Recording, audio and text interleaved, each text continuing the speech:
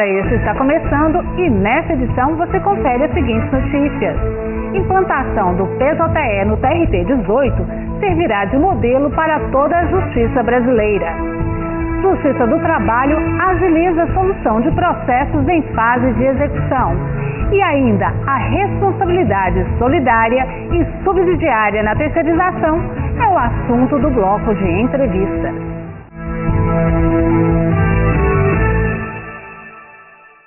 O TRT de Goiás está usando a experiência adquirida com a implantação das varas digitais para desenvolver um novo modelo de infraestrutura do processo judicial eletrônico, PJE, que será implantado em todo o país.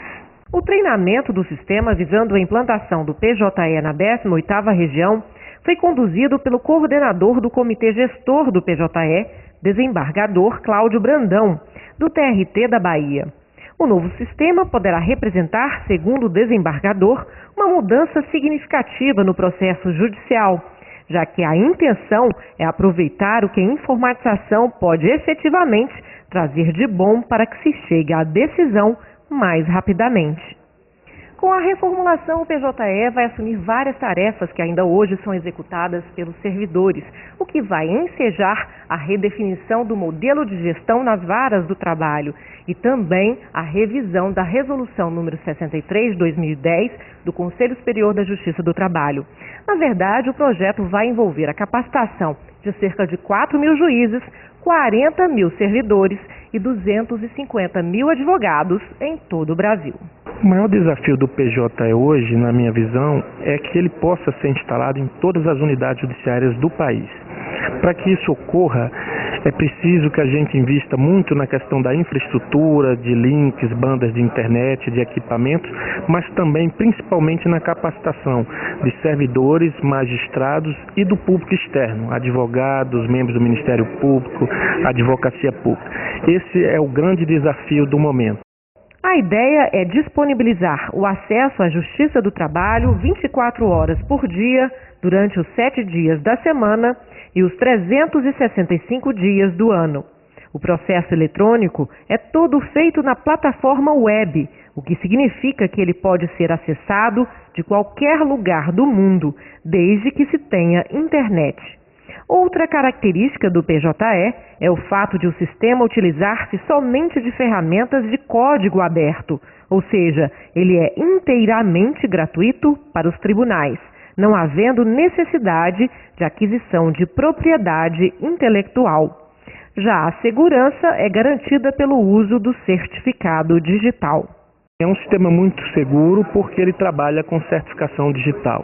Isso lhe dá uma segurança muito grande porque todos os seus arquivos são protegidos com certificação digital e nós da Justiça do Trabalho, em conjunto com o Conselho Nacional de Justiça, temos investido agora em ações de segurança no sistema para cada vez mais torná-lo mais seguro e mais eficiente. Qual a diferença do processo judicial eletrônico e da digitalização das varas que já vem ocorrendo em boa parte da justiça brasileira?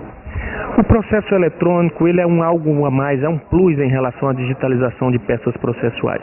No processo eletrônico, todo o procedimento é eletrônico e está totalmente integrado no ambiente web, ou seja, está na internet. O usuário externo, o advogado, o membro do Ministério Público, o advogado público, ele peticiona diretamente dentro do sistema, ele interage com o sistema e pratica os atos processuais dentro do sistema. As partes, no caso da Justiça do Trabalho, onde tem juiz postulante, também podem fazer esse tipo de ação dentro do sistema, peticionando e exigindo seus direitos. Então, o sistema de processo eletrônico é muito mais do que uma mera digitalização de peças. E o que vai significar para a sociedade, para a justiça brasileira, a implantação do processo judicial eletrônico? Eu acredito que o processo eletrônico revolucionará a forma como o serviço de entrega de prestação jurisdicional hoje é realizado.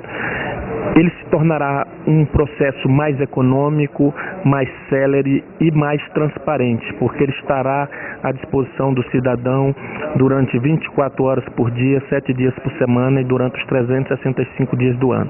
Eu acredito que esse vai ser o grande diferencial em relação ao modelo atual de entrega de prestação jurisdicional que nós temos.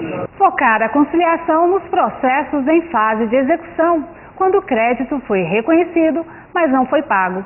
Essa é a determinação do Conselho Superior da Justiça do Trabalho, que deve ser agora a prioridade dos 24 tribunais regionais do trabalho. Para isso, foi criada a Semana Nacional de Execução, realizada em junho. Quando uma ação ingressa na Justiça do Trabalho, ela passa por diversas fases. Até a sentença do juiz, o processo segue rápido. O tempo médio de julgamento nos tribunais trabalhistas, incluindo primeiro e segundo graus, gira em torno de 90 dias. Definido o valor a ser pago, o processo entra na fase de execução. Nesse momento, não cabe mais recurso. É chegada a hora de o devedor pagar a conta e de quem tem direito receber. Mas a execução ainda é o maior obstáculo da justiça trabalhista. Em muitos casos, ela pode se arrastar no tempo e demorar mais do que o desejado. De acordo com dados do Conselho Nacional de Justiça, a taxa de congestionamento na fase de execução na Justiça do Trabalho é de 70% em média.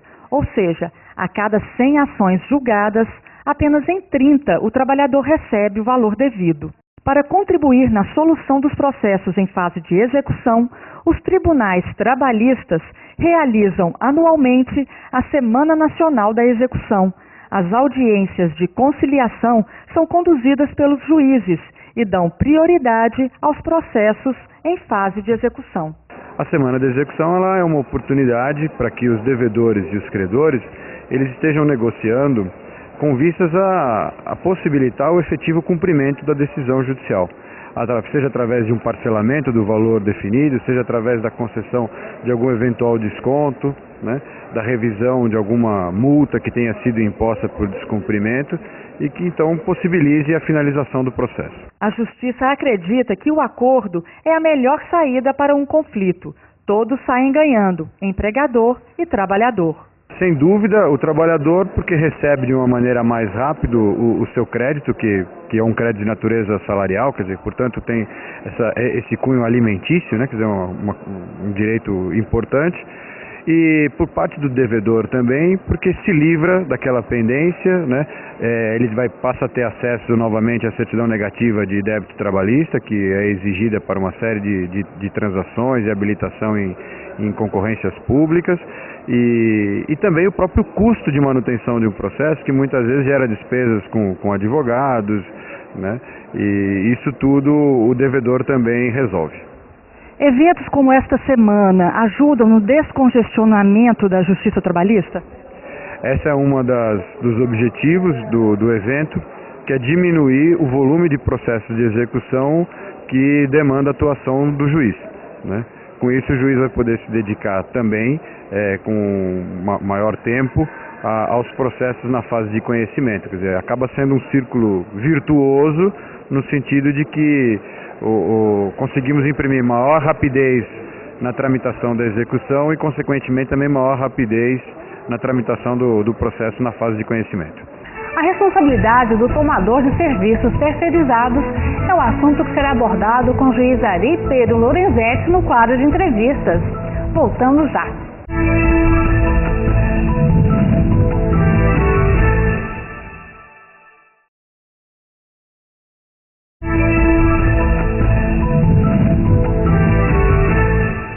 A terceirização, que ganhou força com a liberalização da economia nos anos 90, foi uma das formas encontradas pelas empresas para reduzir custos, gerando impacto nas relações trabalhistas.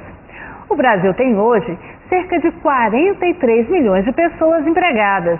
Desse total, mais de 11 milhões são trabalhadores terceirizados. Mas quais as repercussões da terceirização em relação aos direitos dos trabalhadores? O juiz Ari Pedro Lorenzetti, titular da 2ª Vara do Trabalho de Rio Verde, em Goiás, fala conosco sobre o fenômeno da terceirização e também sobre a responsabilidade resultante dessa prática. Doutor Ari, obrigada pela sua presença aqui no Hora Extra. E eu começo perguntando para o senhor: terceirização e proteção trabalhista são antagônicos? A terceirização e a proteção ao trabalhador não são necessariamente situações que se excluem mutuamente. Todavia, na prática, o objetivo da terceirização normalmente é obter lucros ou diminuir gastos. consequentemente, essa diminuição de gastos acaba incidindo, acaba precarizando as relações de trabalho. Em que situações, em que atividades é possível a terceirização, conforme a lei? Nós não temos uma lei que especifique em termos genéricos as situações em que é possível a terceirização. Há projetos de lei no Congresso Nacional que se arrastam há mais de décadas tentando disciplinar essa situação. O que nós temos hoje são regras lá da década de 70 ou antes disso, em que a administração pública estabeleceu situações em que poderiam ser trabalhos, atividades que poderiam ser exercidas de forma indireta, dizia-se então. E essas atividades seriam justamente aquelas atividades de serviços, como transporte, segurança, limpeza, vigilância, e a partir disso a jurisprudência é que fixou os limites da terceirização a essas atividades. Os limites são, quanto à atividade, o que se chama de atividade meio. São aquelas atividades acessórias ou complementares da atividade da empresa que pretende transferir para outra empresa a execução de atividades necessárias aos seus objetivos finais. Ou seja, aquilo que a empresa faz, aquilo que é próprio da empresa para obter lucro, não pode ser terceirizado? Seria isso? Exatamente. Conforme o entendimento dominante do Tribunal Superior do Trabalho, a súmula 331, essas atividades chamadas atividade fim, que é o objeto principal, o núcleo essencial da atividade da empresa, essas atividades não podem ser transferidas para outras empresas para que sejam executadas sob sua responsabilidade. E qual a principal forma de proteção desse trabalhador terceirizado? A principal forma dessa proteção, já que há uma espécie de um consenso tácito de que a terceirização é inevitável, é exatamente a proteção, o resguardo desses trabalhadores para que os seus direitos, pelo menos os direitos que são reconhecidos pelo contratante, não sejam sonegados, porque o contratante não tem condições de honrar esses débitos. Então, a principal garantia aí é de que, pelo menos, isso é um mínimo, é importante ressaltar, porque junto com a terceirização há outras formas de precarização, mas o mínimo que se pode exigir é que quem contrate a empresa terceirizada garanta que os trabalhadores não terão seus direitos prejudicados. No caso, o contratante desses serviços, a empresa tomadora desses serviços terceirizados, ela também tem responsabilidade sobre os créditos, sobre o pagamento das dívidas trabalhistas desses empregados? Exatamente essa é a forma de garantia. A empresa tomadora, a empresa que contrata outra para executar os serviços de que necessita, ela passa a responder conforme entendimento jurisprudencial, porque nós não temos uma lei em caráter genérico prevendo isso, passa a responder subsidiariamente com o contratante, com a empregadora desse trabalhador terceirizado, pelos créditos decorrentes do trabalho prestado, do trabalho que beneficiou essa empresa tomadora. Ou seja, esse subsidiariamente quer dizer que se a empresa que contrata esse terceirizado não honrar com os compromissos, a empresa tomadora desse serviço vai ter que arcar com todas as despesas trabalhistas. Exatamente, porque nós temos um problema na terceirização que é o quê? Que é o custo. A empresa que oferece serviços terceirizados, ela tenta ao máximo diminuir o custo de seu serviço à empresa tomadora. Se não houvesse um freio, se não houvesse responsabilidade da empresa tomadora, ela naturalmente contrataria a que oferecer melhor preço. E melhor preço significa maior risco para o crédito do trabalhador. Então esse freio é importante, primeiro que visa resguardar a dignidade humana do trabalhador, que é um princípio constitucional. Segundo, que visa tratar o mercado de forma que não haja concorrência desleal. Por quê? Porque senão a empresa que cumprisse a lei, a empresa prestadora de serviços, que honrasse seus compromissos, ela sairia em desvantagem em relação àquelas que fraudam os direitos trabalhistas. Inclusive, muitos magistrados trabalhistas, em suas sentenças, têm considerado a situação de dumping social em casos parecidos como o da terceirização, não é isso? Também pode caracterizar quando há uma total irresponsabilidade na contratação de empresas terceirizadas, sabidamente sem condições de honrar os seus compromissos ou por valores inequivocamente insuficientes para atender aos direitos dos trabalhadores. Mas as pessoas confundem um pouco o que é responsabilidade subsidiária e responsabilidade solidária. Eu queria que você nos explicasse depois a diferença entre essas duas situações, no próximo bloco. Nós vamos para o rápido intervalo e voltamos já. Hoje falando sobre o fenômeno da terceirização com o juiz Ari Pedro Lorenzetti. Não saia daí.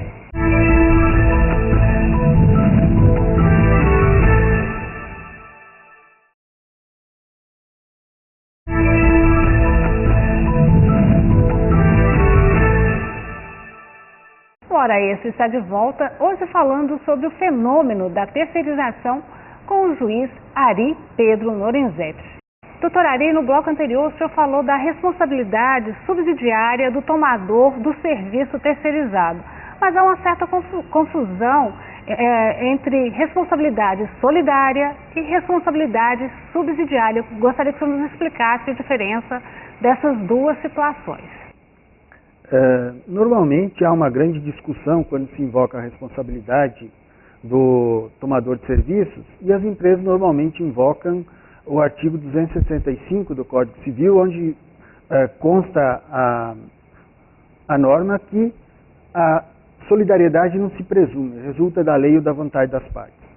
Entretanto, a confusão está justamente na interpretação desse dispositivo, porque o que é a solidariedade? O mesmo Código Civil prevê que a solidariedade existe quando mais de uma pessoa tem direito ou é devedora de uma prestação, sendo que cada uma responde ou tem direito à prestação inteira. Pois bem, isso não exclui a subsidiariedade. A subsidiariedade apenas representa um benefício de ordem, ou seja, se alguém é responsável subsidiário, e no exemplo nosso, o tomador de serviços, ele tem o direito de exigir que primeiro seja dirigida a execução em face do prestador de serviços, que é o responsável principal. Mas isso, nem por isso ele deixa de ser responsável solidário. Por quê? Porque ele responde por todo o débito do prestador. Então a responsabilidade aí é subsidiária, porque o tomador tem o benefício de ordem, e é também subsidiária porque o tomador pode exigir que primeiro seja executado o prestador, que é o devedor principal. O senhor disse há pouco que existe uma certa dificuldade, uma resistência em imputar a responsabilidade ao tomador desse serviço. Por que isso acontece? Eu acredito que essa resistência ela seja natural aos objetivos, ela seja decorrente dos objetivos da terceirização. Se eu terceirizo para diminuir os custos, é natural que eu não queira assumir mais responsabilidades. Então é uma consequência natural. Só que o objetivo da terceirização não pode ser apenas reduzir os custos e principalmente reduzir os custos em prejuízo do trabalhador, porque isso fere, seja a função social do contrato, seja a proteção à dignidade humana do trabalhador, que é princípio constitucional, conforme já referido. Doutor Ari, além da iniciativa privada, hoje um grande tomador de serviços terceirizados é o Estado, são as empresas públicas. Como a jurisprudência tem entendido a responsabilidade do ente público no caso da terceirização? Na verdade, a terceirização começou pela administração pública. Lá em 1967, o Decreto-Lei 200, depois regulamentado por uma lei 5645 de 1970, prevendo a terceirização justamente em atividades de serviços em geral. A questão da administração pública tem um problema porque a lei de licitações atual prevê, no artigo 71, que a administração pública, quando contrata com terceiros, não responde pelos débitos dessas empresas contratadas.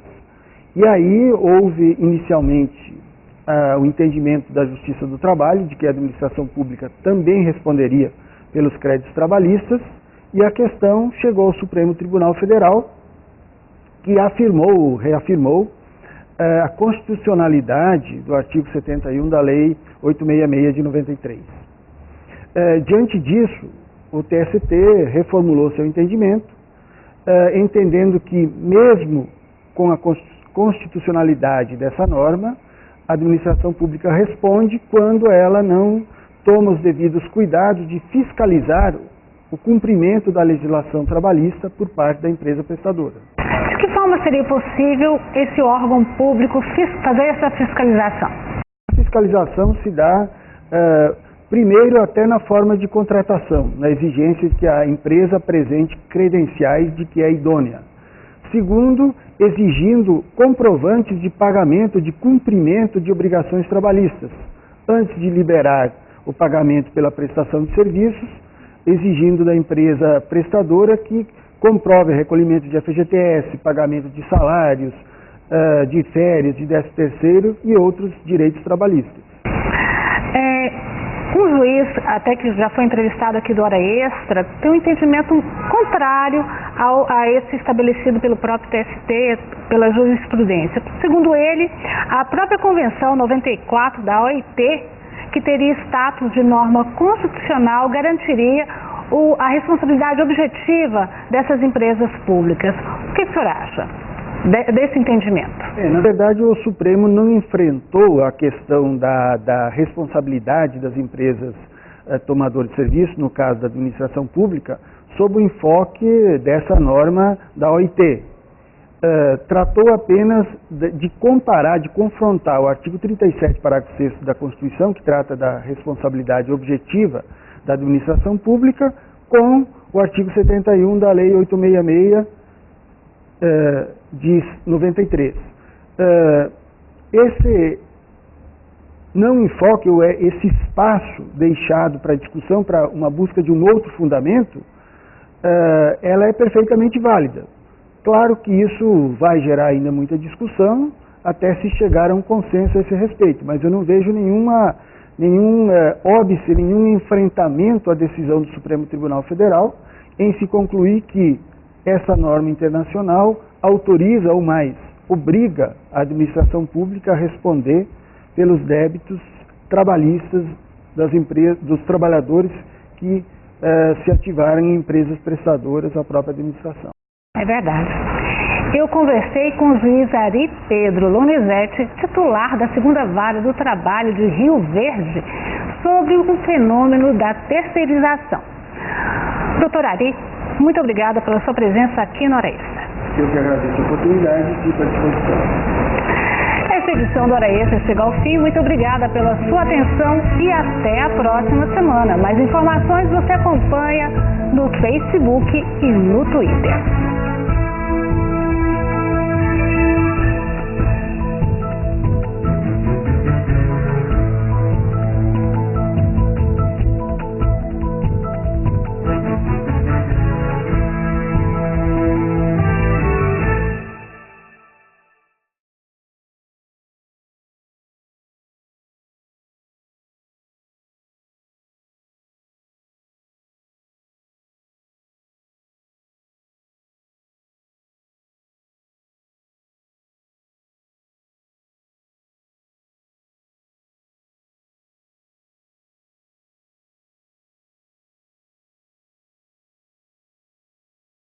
Na edição do Hora Extra desta semana, você vai conferir as seguintes notícias.